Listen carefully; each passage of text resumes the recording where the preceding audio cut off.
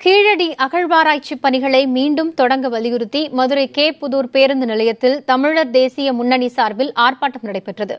பழநெடுமாறன் தலைமையில் நடைபெற்ற இந்த ஆர்ப்பாட்டத்தில் இந்திய கம்யூனிஸ்ட் கட்சியின் மூத்த தலைவர் தா. பாண்டியன், தமிழ் ஆர்வலர்கள் உள்ளிட்ட பலர் பங்கேற்றனர். கீழடி அகழ்வாராய்ச்சி பணிகளை உடனடியாக தொடங்க வேண்டும், மாற்றப்பட்ட அதிகாரிகளை மீண்டும் பணியமர்த்த வேண்டும் என்பன உள்ளிட்ட கோரிக்கைகள் இதில் வலியுறுத்தப்பட்டன.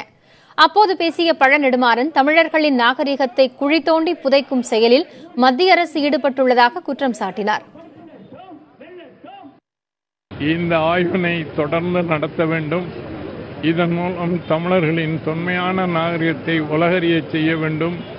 இந்த ஆய்வில் கிடைக்கக்கூடிய பொருட்களை வேதியியல் ஆய்வு செய்வதற்கு கூட வசதி இங்கே கிடையாது. பெங்களூருக்கு அனுப்ப வேண்டியிருக்கிறது. அதை மாற்றி இங்கே மதுரையிலேயே ஒரு வேதியியல் ஆய்வு நிலையத்தை அமைக்க வேண்டும். அதன் ஒரு அடையாளம்தான் தமிழருடைய தொன்மையான நாகரிகம் வெளிவந்துவிடக்கூடாது என்ற நோக்கத்தோடு, தீய நோக்கத்தோடு இந்த அட்டகாசம் செய்கிறார்கள். ஆகவே தமிழக மக்கள் எழுந்து அனைத்து கட்சியினரும் ஒன்றுபட்டு குரல் கொடுத்து இதன் முழு ஆராய்ச்சிக்கு தடை இல்லாமல் அவர்களும் உதவ வேண்டும், மாநில அரசும் தக்க நடவடிக்கைகள் எடுக்க வேண்டும்.